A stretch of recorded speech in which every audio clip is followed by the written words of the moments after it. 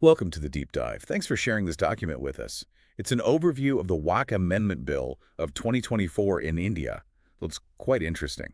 It certainly is. Waqf properties have such a deep history in India, connected to religious and charitable work. Right. So our mission today essentially is to break down this proposed reform. What's it trying to achieve with the administration of these WACC properties? Exactly. These properties are, endowments made under Islamic law for specific purposes, often religious or charitable. This bill suggests some pretty big shifts in how they're managed. Okay, let's jump into one of the main points then. Transparency. The source mentions past worries about oversight. How does this bill tackle that? Well, the big thing here is introducing mandatory government verification before a property can even be registered as WAF. So a check up front. Precisely. The idea is to make the whole registration process more robust. It aims to cut down on disputes, maybe prevent false claims, and build more public trust in the system overall. Makes sense. But you have to wonder about the practical side, right? Verifying potentially thousands of properties across the country, that sounds like a huge undertaking. That's a very valid point. The implementation challenge is significant. It's one thing on paper, quite another on the ground. Definitely. Okay, moving on. Inclusivity. The bill talks about putting non-Muslim members and women on WAC boards, both state and national level. What's the thinking there?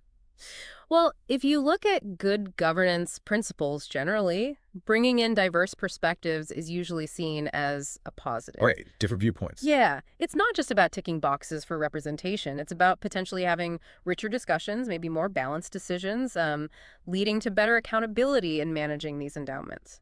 Hmm. So the hope is that different backgrounds lead to more effective oversight. That seems to be the rationale, yes. How differing views can strengthen the administration itself. Got it. Now, what about donations? There's this new condition. Only Muslims who practice Islam for at least 5 years can donate. That's quite specific. It is specific. It raises questions about the intent behind the donations. The bill seems to be aiming for a sort of demonstrated commitment, perhaps ensuring a deeper understanding of the walk's purpose from donors. So ensuring sincerity, perhaps? Possibly. But you could also ask, could this unintentionally exclude newer members of the faith community, people who might genuinely want to contribute but haven't hit that 5-year mark? It's a potential side effect to consider. Yeah, that's an interesting angle. Mm. Okay, let's shift to potential benefits. The source suggests that better management could lead to positive social and economic outcomes. What kind of impacts are we talking about? The potential is actually quite significant. If these properties are managed more efficiently, you could see more resources flowing into, say, education, healthcare projects, community development things that directly benefit people. So unlocking the asset's potential. Exactly. And there's another layer. If better regulation leads to increased public confidence, maybe that encourages more charitable giving, so you could get this positive feedback loop going. Okay, that makes sense.